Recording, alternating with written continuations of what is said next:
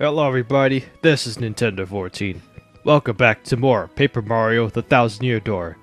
In the last part, we wrapped up the Pit of 100 Trials with the commentary aid of Pure Hop 1777 and Super 64134, and this part. Not much is left after we've done all that, but there are a few more stuff that we can bring attention to. Which means there's not, if I didn't say this already, but it's more email, sure. But there's not going to be any other story progression or like any other real important things that we can do, except for just talking to specific people now that we've beaten the Shadow Queen. And since we did rescue Princess Peach, you'd assume that maybe she's somewhere in the world right now, right? No, you still can't find Peach anywhere. I'm assuming she's back at Princess Peach's castle or something. Or maybe we can actually go to Toadsworth. So, chances are this video may or may not be the usual length from a 1000 Year Door video of mine, but if that's the case, then that really shows how much is not left after we've already beaten the Pit of 100 Trials and everything before that.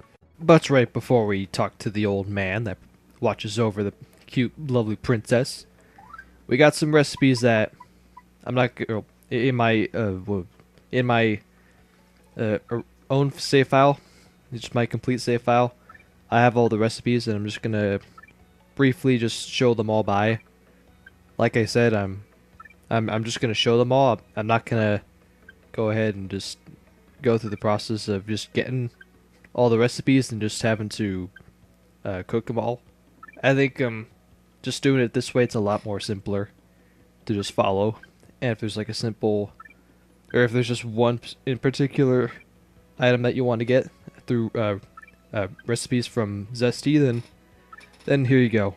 I will be showing some of the more noteworthy recipes that I feel like are worth showing later on, so just be on the lookout for that. But since I just decided to just stick this part in the video, since I really didn't have anywhere else to put it, I guess that you can just obviously say that this is the oldest, or the latest part in this video, because all of this is all out of sequence and all that kind of stuff. But I did say a few moments ago, before we were into this recipes, is that there wasn't much. Well, I'm making this video feel like it's a lot, since this video is 40 minutes long, but most of it's going to be taken up on some of the sequences that are optional, but yeah. So for that reason, there's going to be some moments where you guys could just skip stuff. So I guess you can treat this video like it's the last day of school, or maybe you're just here for some specific stuff, but none of it's really optional, and some you could just look around and yeah. I guess it's just this video is just a way to just wrap things up that I didn't initially get, and now we're getting to some of the nicer items, especially the Zest Dynamite. You do have to go out of your way. What's wrong with my voice today? But you have to go out of your way to really get some of these other nice items. Pretty cool how not all the recipes that you can get, not all of them are just generic healing items that can really be helpful for you. Some of these can actually do harm to either yourself or enemies, like the poison shroom and the trial stew. So yeah, you can have fun with that, like using the trial stew for Danger Mario, Para Mario, badge loadouts. Bet all that can be extremely fun. With all that, on with the rest of the video. So here's Toadsworth, say Princess Peach. Ah, Master Mario, if anything happens to me, promise you'll watch after the princess. Well, we can't, because we don't know where she is. I mean, the game never tells us any of that, so. Alright, gosh darn it, let's finally get into what we're doing here. We'll just do it one by one. But this guy right here, he is not giving us the badge that we're looking for, but instead, I guess we'll buy the badge for right now. But this guy does have a badge for us that we want to try and get from him. But it'll take me a few tries to just try and do that. And it actually relates to the L emblem badge. And that one badge maybe Todd was mentioning. But anyways, at long last, right before we do this, but we're finally going to go more in depth on the Pianta Parlor. But first I want to try the Happy Lucky Lottery. I already have a number. Whoops, I want to just read this. It's been a long time since I did this. So our winning prize is nothing. No matches, but on screen right now I have a little image showing on what items you get from completing prizes, and I totally forgot to heal after all that, but since we're not battling anymore, then doesn't really matter. So anyways, now we're getting to the Pianta Parlor finally. There's quite a lot of stuff we can do now that we've gotten all the cards. No, the one piano that we have. Then now we've gotten all the cards from beating specific troubles from the Trouble Center. We can now have access to 4 games: the plane game, paper game, boat game, and the tube game. I just read all that out of order. But before we can play any of those, we need enough piantas. So I'll go ahead and buy about 20 piantas. That seems about a reasonable amount to have. And oh wow, I'm just not even thinking out through all this, but I guess I think it was outside, but never mind about the plane game. There's all these slot machines. I'm just trying to get all this stuff at once, but in case if I never showed this off, you can hit these slot machines. Wow, I totally got it on the first try. There's these little icons here. These ones that we're seeing right now, those are the most common. The second most common are these star things, and then the most rare, or the third common, wherever you want to go with. Those are the 7s, and the stars will give you, I don't know exactly how much, but I'm sure some text could back me up on that. And the 7s give you the most piantas, so you can use this as a way to gamble for some more piantas to earn in some prizes, or you could use them to trade into prizes. I'm just doing a bad job on trying to explain stuff, but yeah, I have gotten a lot of piantas from doing this through just getting some 7s and stars, but it's all luck based and you're not guaranteed to always get it. It's just like doing slot machines in real life. So now let's get to the actual thing.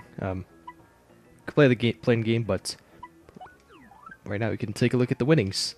I think now we've beaten the game, we should have everything that we can earn from this at our fingertips. So we could always get the cake mix. You've already seen me get plenty of this during the troubles. But you could also get super shrooms, maple syrups, and all these other badges. In fact, this is where you'd come to if you want to run run a danger Mario loadout, which means you get multiple badges of this right here, the Power Rush. Yeah, just someone's having a race outside with their motorbikes or whatever. But yeah, you could just buy multiple badges of these, and you just get Mario to just a crazy amount of power level. And then you can go somewhere in the Rogueport sewers and lower your match HP down all the way down to 5. And then that you could just do that, but you didn't see me do that because I want to try and just make this playthrough as normal as possible. Maybe with the exceptions of my Black Yoshi. I mean, that's the more unique thing about it. And there's a Power Smash and Power Jumps. You can kind of use that for the somewhat of a similar purpose, where you can get multiple versions of the badge equipped, and then it's more stronger, but it costs more FP. So just think about that. Refund some of these other badges. You can just have it the way that you have your badges let out from the first game, which is really interesting. And then lower down here, you just get some really powerful items like the Jam and Jelly and Ultra Shroom. And then all the way down here for HP, FP plus, HP plus P. So maybe if you want to just get a bunch of those and just equip them, or use all your badge points and equip them to your party members, and just see your party members just have crazy amounts of HP, then you can go ahead and do that. And then you got these other badges right here. The money badge. I think if you can manage to get 234 Piantas and trade this in for that, then I think this badge right here is gonna help you just pay for itself, because as the name implies, when you have this badge out and then you win a battle, which should be when you're in a battle and you complete it, then the enemy should drop more coins than usual, and that will really help with earning badges. And if you go to the Pit of Unto Trials yet again, then that's a real beneficial place to use it. So so finally, I'm gonna go ahead and play the mini game. So I think I'll just play one of each game, and then go in a little bit of a premise with it. Just go in the concept. Whoops. And some of these I kind of don't really remember playing, but it'll be fun to just go back on and play it. So this one's the playing game, the first, I think either the first game that you can actually play. And there's some piantas that you can try and get, and you can land on it. Okay. Nope, I'm not going to land on anything. So I'm going to get either that's 300 yards, or no, 300 meters. And then the distance, and then the amount of piatas you collected while down there, that you can, then they get added to your total.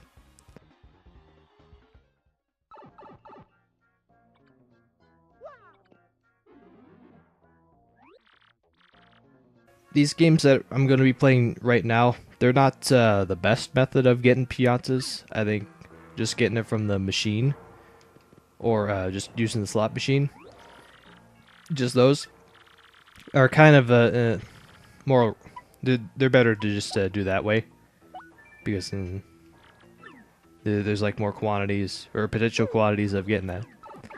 But I'm just playing these just for the sakes of showing them off, and we can have a little bit of fun of playing these games.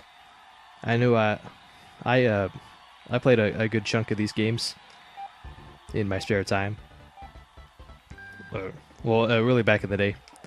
So this one is the paper game. You want to, it's a foot race where you want to make sure that you stay out in front like this, but when the fans are blowing in the back, you can see the little pink particles down there. Then you want to run as fast as you can while they're off, but so when the fan keeps going on, you just want to make sure you're in the paper mode, because when the fan's blowing, then you're just automatically moved to either the left or the right. So, and when the fans go off, you should revert normal, because because running normally is the fastest way to move, because going in the paper mode is really slow. So that's really it. I think that's the best minigame to play, because it's a really easy game to manage if you really put the time into doing it. I think that's my personal favorite out of the four. So getting to the tube game. I think as long as I keep winning these games, then I should be okay with being able to play the next game without buying any more piantas. Here's a tube game, kind of similar to the paper mode, but instead of having fans and you're racing people, it's more of just an obstacle course of just yourself. I think maybe this might be real. It's up there with my first, the paper mode game, where I really like it because it's like an obstacle course, like I said. And there are going to be some piatas that you could collect, but in like that situation, I should have just bypassed it to shave off some time, because you want to try and get through this obstacle course as fast as you can without falling off as often as I'm doing right now, and I'm situating myself. So I think there might be a chance that there is a pianta in that little tunnel that I just went right through, but yeah, my memories are real rusty with this or with these games, because I can't recall the last time I played these games. Oh well. Just another set of hurdles here. Got a few more piantas. Almost fell off, but luckily I didn't fall off anymore, because if I'm not mistaken, if you fall off a few times, then I think they give you a penalty for falling off. technical bonuses too, if that's what they're referring to. I doubt it. So there's that. I'm not going for any high scores because I don't think you get any. You don't get anything for getting the highest score, except that you just come to this what resembles a Game Boy, and you can check out your high scores right there. I think if you check the no, not that one. Or no, it doesn't. I thought that if you check the ones that you have your high score on in the top 5, then it shows yours as being red. I guess not. Instead, we'll just wrap things up in the Pianta Parlor with the boat game. And since Don Pianta's over there, he's all retired, then he's just chilling over there. But it's been like that ever since we did all the Chapter 4 stuff, or the Chapter 6 stuff, I bet. Alright, the boat game. I think this just beats the plane game for not the worst mini game, because it's a real straightforward. It's just like the tube mode game, where it's an obstacle course and you have some whirlpools that you have to make sure you get around. You don't want to touch them, otherwise your boat's just gonna go off course. And you're just gonna. Oh, yeah, help me. All right. Now I want to collect all the Piantas because I'm a thing for I'm like a thing for just collecting all the stuff that I can. Much better than my performance in the tube run, or the tube mode run. Bleh. But still, that's somehow still unranked. All right. That should be everything there is to the Pianta Parlor. You can come here for some badges you can get multiple copies of that you wouldn't get in the lovely house of badges. But yeah, I'm not gonna. That's all the time I'm gonna be spending in here. The next thing I should show off is this one guy up atop Frankly's house, or is it Merlin's house, whichever one he's on. All right, so just jumping over here again. I did bring this guy up at some point during our adventure in collecting the crystal stars and just rescuing Peach, just all that main story stuff. But I didn't really get to spend all the time just talking to him. So this guy right here, hold on, let me tattle this guy because yeah, I want to tattle him just because I want to know his name. That guy's name is Grifty. That's it. He's a laid-back rooftop minstrel type guy. He tends to know all the stories that get passed around Rogueport streets. For a couple coins, he'll tell you one, and you'll never know. It might help on our travels. And we get Goombella back. Get Cooley back out, because I don't want to see Goombella just all tuckered out still from the pit of Unju Trials. So, is there a tale you want to hear? There are tales I can tell you now. Alright, for 5 coins we got all the stuff. I think for the sake of... I feel like reading a bunch of lore of this game, then I guess I'll do that. So this might take us a while to do all this, so I'll have on screen a annotation thing. So if you want to skip all this stuff that I'm reading, then I'll go right ahead. The next thing I should cover is the Super Luigi books that you can find in the Rogueport Square shop. So without further ado, let's read some of this stuff. Fearsome Demon. For a mere 5 coins, tell me the tale. Ages ago, a city flourished here in peace and splendor, but it was destroyed in a single day by a demon from the dark beyond. Historians claim a great calamity befell the city, but nay, 'twas a demon. The city sank below ground, and 1 year quarter of the old city became the demon's den. This demon put fear into the hearts of all men and sent out minions to take the land. In its den, its palace, grew rich with the treasure stolen from all over the world. If there's another tale, just ask. We'll read the next one. Just have backstory binge here. In order to increase its already formidable power, the demon created crystal stars to hold the essence of the heavens. Oh, and this guy who's referring to the demon, that's the Shadow Queen. since we've already beaten her, I think there's nothing else to hide, since we're at this point in the game. One of these stars was placed in each country to exert the demon's influence. One of the castles built to contain these stars still stands near Petal Meadows.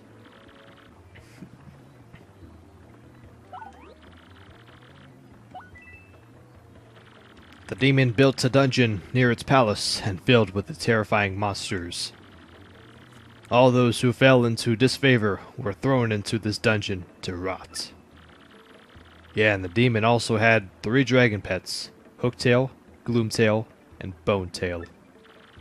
These dragons flew across the land, spreading fear and sorrow over all. Even now, their mere mention of a dragon is enough to give some of the terrors. Oh, so what he was mentioning there is that little pit. That, in fact, is the pit of Undead Trials. Gerald was going on about in the last part, or the part somewhere in the pit of Undead Trials, he was mentioning about how the Shadow Queen was the person who created the pit of Undead Trials and threw in there anyone she didn't like, I suppose. I still have to like go back and read that and figure out exactly what just all that is, but anyways, getting on to this next one. The Hero Who Rose.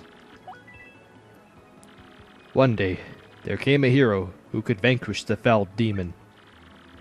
A young toad from Petal Meadows was strong of arm, but shy of voice. All those around the boy teased him endlessly about the way he spoke. But when the demon cast his fearful gaze across the lands and reached out, the young toad used his strength and honor to defend his people, and he became a hero to all, despite his odd voice. The Wise Goomba. There is a wise Goomba from Bogley Woods, gifted in knowledge of the world. When beasts rose to take the woods, this knowledge helped the people fight them. And this Goomba, who knew the way that every monster would attack, she began to think of a way to banish all monsters from the land. The Stalwart Koopa. A Koopa who traveled the world alone learned of the darkness covering the land. He went alone wherever evil dwelt, and banished it with shell and sheer bravado. The monsters grew to fear the scar-riddled Koopa, who thwarted them at every turn. But the brave Koopa was finally taken in a trap set for him by the monsters. But then, Abu fought with the monsters, used her magic to free him. The brave Koopa's spirit had melted the heart of the cold Boo lass. The 4 Heroes. The Boo used her powerful magic to learn more about the evil they faced. We cannot destroy this darkness alone, she decided, her face a grim mask. We need the Toad Hero of Petal Meadows and the Wise Goomba of Bogley Woods. The Boo's magic drew the 4 heroes together to send the demon from the world. And so, the 4 heroes finally set out for the Palace of Shadow, with the duel with the demon. The power of the world-devouring demon was greater than any could imagine. But the wise Goomba soon realized that this was the power of the crystal stars. She thought of a way to take the stars and use them against the demon. She told the other heroes her plan to set it in motion, banishing their fears. The Boo's magic and the Toad's strength created a gap in the demon's defenses. At that moment, the brave Koopa seized the stars, and succeeded in badly damaging the demon. The demon sealed within. But even the brave Koopa's stroke was not enough to end the demon's reign. The wise Goomba thought of another use for the crystal stars in that dire hour. She suggested sealing the demon forever with the crystal stars. All agreed. The heroes matched their strength with the power of the crystal stars, and they successfully sealed the demon's soul within the deepest part of the palace. Together, they made it so that only all 7 crystal stars could break the seal. The demon's curse. The 4 heroes thought they had sealed away the demon and all of its powers. But the demon used a tiny opening before the seal was complete to curse them all. While holding the crystal stars, they'd feel nothing.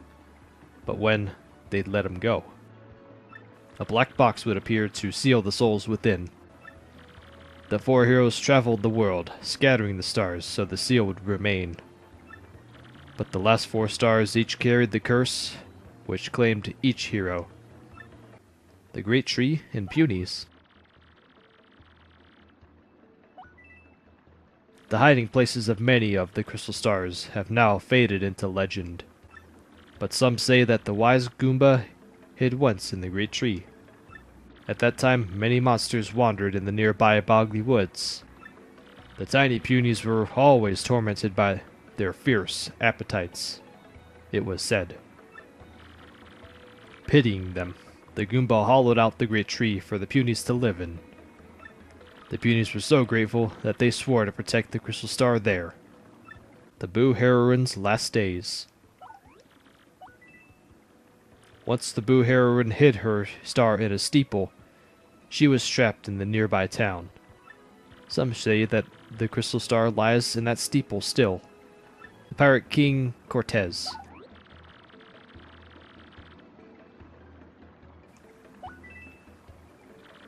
The Koopa hero went to a southern isle to hide his star, where no one would find it. But the Koopa was so tired from his journey that the pirate Cortez stole it easily. In that very instant, the brave Koopa was trapped in an inescapable chest. But Cortez did not realize the power of the star and lost it among his treasures. The Toad hero's final days. The strong Toad held his star and continued an arduous journey. But eventually, the miles took their toll upon him, and he collapsed. A traveling healer happened by and saved his life. But the Toad knew his fate was to be trapped in the box when the star was gone. So he asked this healer to hide the star in a secret place known to no one. All becomes legend. After the demon was sealed within the Palace of Shadow, many refused to come near that place of terror. But as the years passed, entire generations forgot. And the penniless and the immortal began to congregate in this one barren place. This place soon became a populous harbor, the town of Rogueport. And some even began to say that the underground city held a legendary treasure. But they were unaware that the demon slept beneath them still.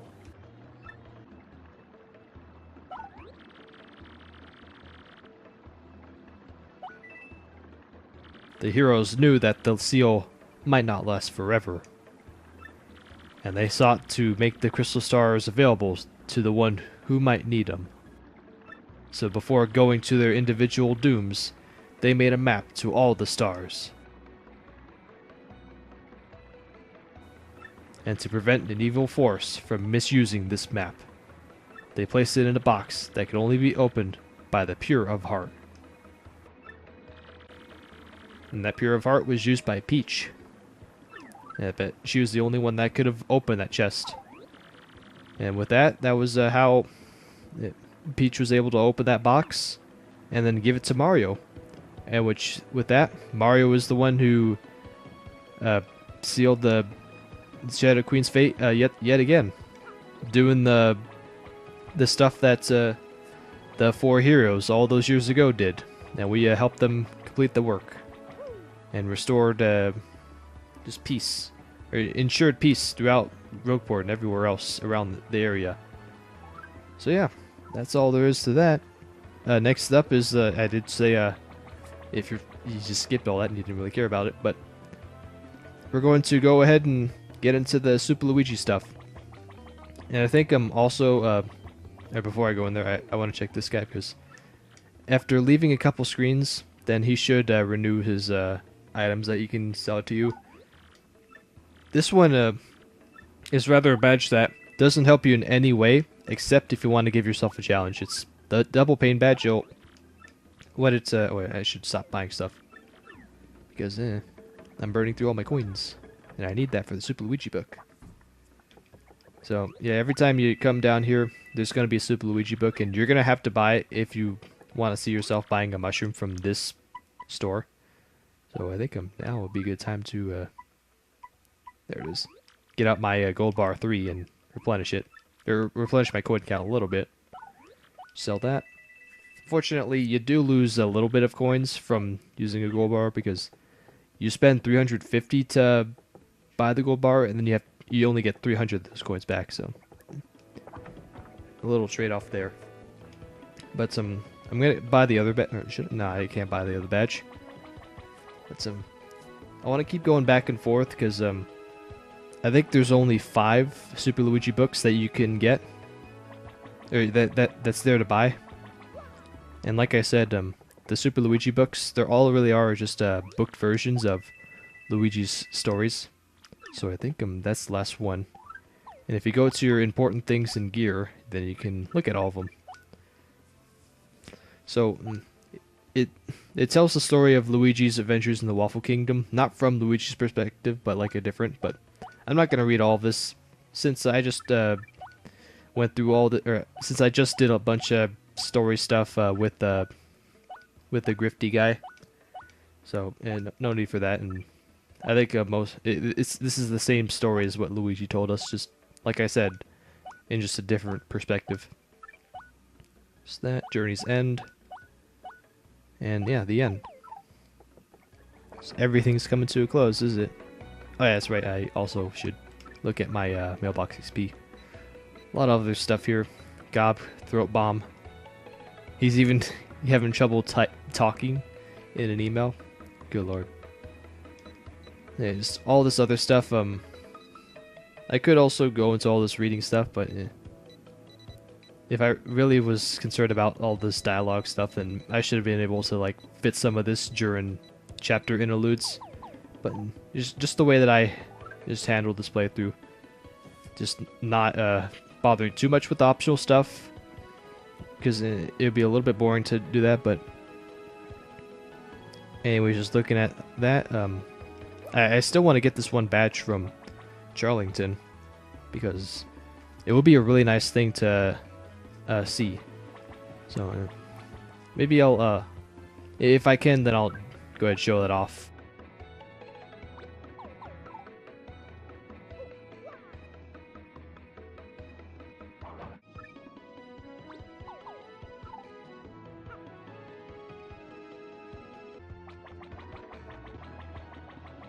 For right now, next up on this list that I have of stuff that I'm gonna do in this video, let's go ahead and go to Frankly's house, because he has some nice stuff for us now that we've beaten the game.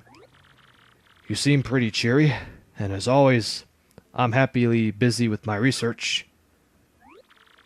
By the way, by the by, do you know what was in that treasure chest we found in that palace? It contained a dried shroom. Oh no, it's nothing to be disappointed by. Now we know for certain that people indeed ate mushrooms 1,000 years ago. This is a groundbreaking anthropological discovery. I think I'll stay here and continue my research a little while longer. Yes, I'm fine with this place. Feel free to drop by anytime you like. And that's it. What a well surprise. It was just a dried shroom in that glorious chest. Alright. Oh, and I think there are some other badges that that are out there that maybe I've never tried out, but I'm pretty sure I showed off all the ones that I liked, that I personally enjoy using. But yeah, all that's left to do it for us is if you can recall, in Goombella's message, or sometime after we defeat the Shadow Queen, she mentioned that we can possibly have a little friend We could pay a visit to a little friend that we can get onto the moon.